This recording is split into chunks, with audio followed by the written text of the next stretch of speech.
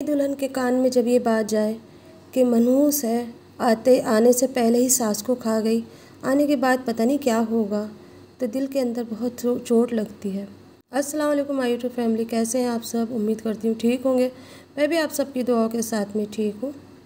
जैसे ही मैं बड़ी हुई और पढ़ाई मुकम्मल हुई, मेरे रिश्ते आने लगे और एक रिश्ता अच्छा लगा अम्मी पापा को, तो अम्मी पापा ने हाँ कर दी और कहा ये रिश्ता बहुत अच्छा है, लड़का भी अच्छा है, फैमिली भी छोटी है। हर कोई माँ बाप यही सोचता है कि छोटी फैमिली हो तो उसके अंदर हमारी बच्ची सही तरीके से रहेगी, कोई ज़्यादा लड़ाई झगड़े नहीं होंगे। लेकिन ये नहीं पता होता माँ बाप को कि अगर किस्मत ख़राब हो तो छोटी फैमिली भी बहुत बड़ी बन जाती है। और इसी तरीके से कुछ मेरे साथ भी हुआ। जैसे मेरे रिश्ते आए और वो रिश्ता हमें अच्छा लगा, फिर मेरी मंगनी हुई, बड़ी धूमधाम से मेरी मंगनी हुई। मेरी जो सास थी वो मुझे बहुत प्यार कर रही थी, बार बार जा रही थी और सबको ये पता था कि मैं इकलौती लड़की हूँ, तो ये भी पता था कि दान दहेज भी अच्छा दिया जाएगा। फिर वैसे भी मेरे माँ बाप ने किसी चीज़ की कमी नहीं रखी थी। बचपन से मेरी माँ ने एक एक तिनका करके मेरे लिए दहेज जमा करा था। हर कोई माँ बाप यही चाहते हैं कि ज़्यादा से ज़्यादा हम दहेज दे देंगे तो लड़के वालों का मुंह बंद हो जाएगा, लेकिन उनकी असलियत जब खुलती है, जब शादी होती है बेटी की और वो अपने घर जाती है। कुछ इसी तरीके से मेरे साथ भी हुआ। मेरी सास ने भी वहाँ से खूब तैयारियाँ कर रखी थी। हर 8वें दिन, हर 10वें दिन वो आया करती और बार बार जाती मेरे ऊपर। मैं बहुत खुश थी। मैंने सोच लिया था कि यहाँ भी इकलौती हूँ, वहाँ भी इकलौती बहू बन के रहूँगी, राज ही राज रहेगा। लेकिन ये नहीं पता था किस्मत में आगे क्या लिखा था। और फिर देखते ही देखते अनकरीब दिन भी आ गए, तारीख छठी, और शादी की तैयारियां भी शुरू हो गई। और फिर उसके बाद में एक दिन अचानक ही ऐसा हुआ कि शादी के 3 दिन पहले मेरी सास का इंतकाल हो गया। उनको अटैक आया था। लेकिन इसमें मेरी क्या गलती थी? मुझे नहीं पता था कि मेरे साथ ऐसा कुछ होगा या उनके साथ ऐसा कुछ होगा। ज़िंदगी मौत तो अल्लाह के हाथ में है, लेकिन सारा मेरे ऊपर रख दिया गया कि इसके पहले मनहूस है, आने से पहले सास को खा गई, आने के बाद पता नहीं किस किस को खाएगी। 3 दिन रह गए थे शादी के, सारी तैयारियां थी, हॉल बुक हो चुका था, खाना बुक हो चुका था, पीछे हटने का तो सवाल ही नहीं होता था। कुछ लोग कह रहे थे शादी तोड़ दो वरना पता नहीं क्या होगा, लेकिन कुछ लोग ये भी कह रहे थे कि इसमें इसकी क्या गलती है। खैर उन्होंने किसी की नहीं सुनी, जो मेरे ससुर थे। और फिर उसके बाद में सादा सा हमारा निकाह हुआ। मेहमान आए, लेकिन उसके अंदर शोर शराबा नहीं था और बस सादगी के साथ में मैं विदा हो करके अपने घर चली गई। रास्ते में मुझे बड़ा ही खौफ लग रहा था, पता नहीं अब क्या होगा, क्योंकि उसकी जो फूफिया थी वो बहुत तेज़ थी। निकाह से पहले भी उन्होंने मुझे काफ़ी बातें सुनाई थी और निकाह के बाद भी उन्होंने मुझे काफ़ी बातें सुनाई। इस तरीके से सुना रही थी कि जैसे सामने वाले से बातें कर रही हूँ, लेकिन असर वो मेरे ऊपर हो रहा था। मैंने अम्मी से किसी से कोई जिक्र नहीं करा, क्योंकि मेरी अम्मी को दुख पहुंचता, तकलीफ़ होती कि आज मेरी बेटी के माथे पे एक कलंक का दाग लग गया। मेरे माथे पे कलंक का दाग तो लग ही चुका था, मोहर तो पहले ही लग चुकी थी, बस अब आगे की मंजिलें तय करनी थी। जैसे तैसे करके मैं अपनी ससुराल पहुंची। जब मैं देली में खड़ी थी, कोई अंदर ले जाने वाला नहीं, मेरे शौहर भी एक साइड हो गए और मैं वहाँ खड़ी हुई देख रही थी कि मैं कैसे अंदर जाऊँ। अगर मैं अंदर जाती हूँ तो ये कहलाऊँगी कि अभी से आते ही हुक्म जता रही है, देखिए कैसी बेशरम लड़की है, किसी ने हाथ भी नहीं पकड़ा और अंदर चली गई। और अगर बाहर खड़ी रहती हूँ तो कब तक खड़ी रहूँ। खुद को ज़लालत महसूस हो रही थी। कान में सबकी आवाज़ें आ रही थी। घूंघट के अंदर से मैं सबको देख रही थी। औरतें मुझे देख देख के मुँह बना रही थी और कोई कुछ बोल रही थी तो कोई कुछ बोल रही थी। मेरे शौहर के अंदर बिल्कुल भी हिम्मत नहीं थी क्या वो मुझे मेरा हाथ पकड़ के अंदर ले जाते। अगर उनकी फूफियाँ नहीं ले जा रही थी, कोई और नहीं ले जा रहा था, तो खुद ही ले जाते, लेकिन वो एक साइड में खड़े रहे, इंतज़ार कर रहे थे पता नहीं किसका। थोड़ी देर में मुझे ऐसा महसूस हुआ किसी का भारी भरकम हाथ मेरे हाथ पे आया और उसने मुझे पकड़ के अंदर ले गया। जो घूंघट के अंदर से मैंने झांक करके देखा तो वो मेरे ससुर थे। मैं शॉक हो गई कि ससुर जी मुझे इस तरीके से अंदर लेके जा रहे हैं। मैंने सोचा शायद औरतें नहीं लेकर गई, इसी वजह से इन्हें गुस्सा आया होगा, ये लेकर आ गए। बात बीत गई, ना मेरी कोई रस्म अदा हुई, ना कोई खेल खेला गया, कुछ नहीं हुआ मेरे उसके अंदर। और बस मुझे मेरे कमरे में ले जा कर के बिठा दिया गया। वो भी मेरे ससुर ही लेकर गए। मेरे हस्बैंड एक साइड में खड़े रहे। फिर उसके बाद जब मैं अपने कमरे में बैठी थी तो उसी टाइम पे मेरे ससुर आए। लॉक हुआ दरवाज़ा खुलवाया उन्होंने और कहा कि मुझे मुंह दिखाई करनी है। मुझे बड़ी हैरानगी हुई। रात के 1:30 बजे के टाइम पे वो हमारे कमरे में आए और कह रहे हैं मुंह दिखाई करूँगा। ससुर तो मुंह दिखाई नहीं करते, और करते भी हैं तो अगले दिन सिर्फ ऐसे ही पैसे वगैरह या गिफ्ट दे देते हैं, लेकिन मुंह दिखाई नहीं करते। और उन्होंने बाकायदा मेरा मुंह दिखाई करी। मेरे शौहर वहाँ से हट गए और उन्होंने मेरी मुंह दिखाई करी, मेरा घूंघट उठाया और घूंघट उठा करके कहा, सुभान अल्लाह, बहुत प्यारी हो तुम। ना बहू कहा ना कुछ कहा, और बस इतना कह करके उन्होंने मेरे हाथ के अंदर एक सोने की रिंग दी और मेरा हाथ ज़ोर से दबाया और चले गए। मुझे बहुत अजीब सा फ़ील हुआ। मैंने अपने शौहर से कहा कि डैडी ने इस तरीके से कैसे करा, तो उन्होंने कहा कि बस अम्मी के जाने के बाद ये सख्ते में है शायद, इसीलिए तुमसे ज़्यादा प्यार करते हैं, मोहब्बत करते हैं, क्योंकि हमारे घर में कोई लेडीज़ रही नहीं। तुम्ही को इनका ख्याल रखना है, मैं कोई शिकायत ना सुन लूँ, जैसा वो कहेंगे वैसे ही करना, उनका दिल नहीं दुखाना, और मैं और वो एक ही है।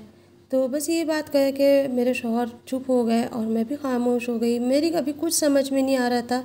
नई नई दुल्हन को समझने में बहुत टाइम लगता है, लेकिन उस घर के अंदर सारे हालात मेरे अजीब व गरीब हो रहे थे। उससे पहले मेरी सास जब आया करती थी मैं बहुत खुश थी, लेकिन जब से मेरी सास का इंतकाल हुआ था और मैं अकेली इस घर में थी, मुझे एक वहशत सी डर सा महसूस होने लगा। अभी तो मैं कुछ समझ भी नहीं पा रही थी कि अगले दिन छोटा सा वलीमा रखा गया, मुख्तसर लोग आने थे और छोटा सा एक फंक्शन करा गया वलीमे के नाम पर। लेकिन उस दिन मेरे ससुर ने हद कर दी और उन्होंने मुझे कपड़े निकाल कर के दिए अलमारी के अंदर से, और कुछ चीज़ ऐसी निकाल के दी जो कि एक सास निकाल कर देती है या एक लेडीज़ को ही देती है। मैं उनकी ये हरकत देख के शर्म से पानी पानी हो गई। मैंने सर नीचे कर लिया और चुप हो गई। फिर मैंने वो कपड़े पहने और कपड़े पहन करके मैं बाहर आई। देखते ही फिर उन्होंने यही कहा, सुभान अल्लाह, और हाथ पकड़ के मेरा सोफ़े के पास ले गए, वहाँ ले जा कर के मुझे बिठा दिया। उनके हाथ पकड़ने का मुझे अजीब सा लगता था, एक अजीब सी उलझन सी हुआ करती थी कि आखिर ये ऐसा क्यों करते हैं। खैर वलीमा हो गया, उसके बाद मैं अपने घर चली गई। जब मैं वहाँ पर से लौट कर के आई तो फिर अगले दिन मैंने देखा कि मेरे ससुर मेरे बेड पर सो रहे हैं। मैंने अपने हस्बैंड से कहा कि डैडी वहाँ पर क्यों सो रहे हैं, अपने कमरे में जा कर के सो जाते हैं। मेरे शौहर ने कहा उन्हें वहाँ पर घुटन महसूस हो रही होगी, अम्मी की याद आ रही होगी, क्योंकि कई साल अम्मी के साथ रहे हैं। अब वो कमरा काट खाने को दौड़ता है, कोई बात नहीं, उन्हें वहाँ सोने दो। लेकिन मुझे कुछ अजीब सा महसूस हुआ करता था, क्योंकि वो जिस तरीके से वो मुझे देखा करते थे ना, तो एक अजीब सी उलझन सी महसूस हुआ करती। अब तो वो अक्सर मेरे रूम में ही रहने लगे थे, जैसे एक हस्बैंड रहा करते हैं इस तरीके से।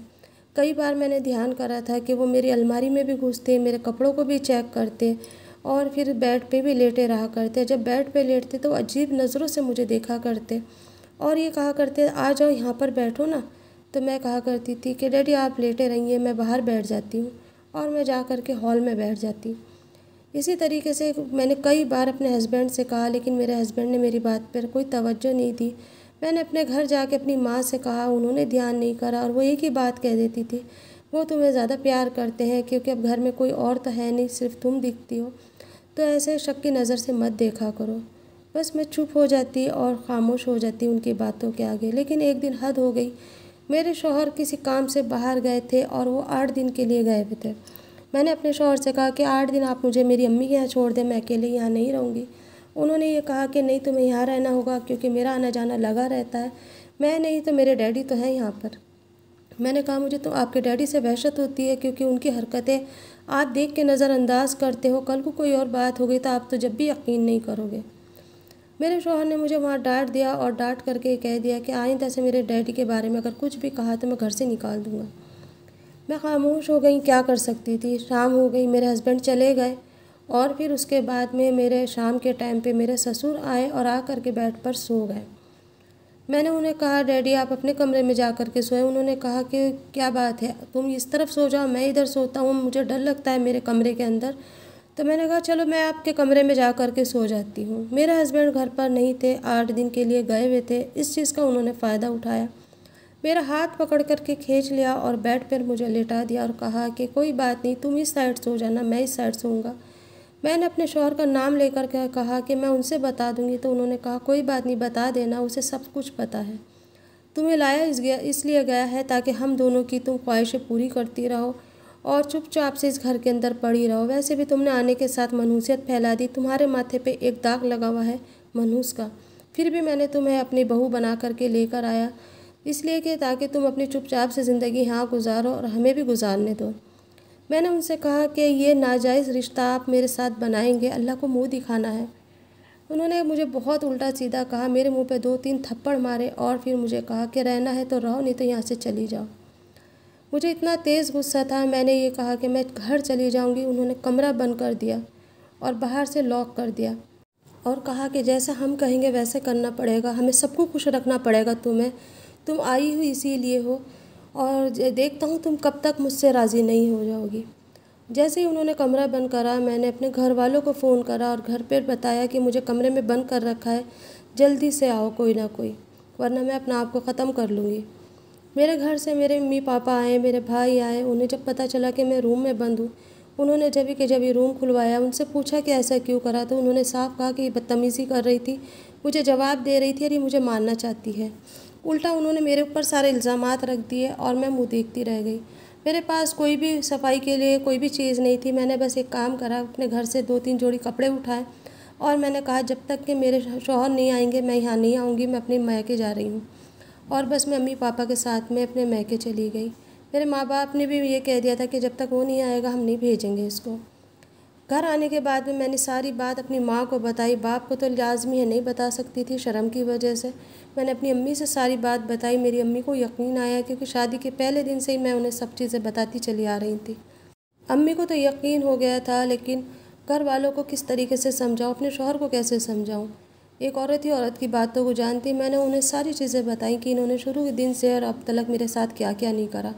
कई बार उन्होंने मेरा हाथ पकड़ा, कई बार मुझे खींच के अपने पास बिठाया, कई बार उन्होंने मुझे अपनी गोद में बिठाने की कोशिश करी। शर्म से मैंने किसी को कुछ नहीं कहा अम्मी को, और मैं फूट फूट कर रो पड़ी। और मैंने उनसे कहा कि अम्मी ये शराब भी पीता है, मेरे शौहर भी शराब पीते हैं और मैं अब घर नहीं जाने वाली, चाहे कुछ भी कर लो लेकिन मैं अब नहीं जाऊँगी।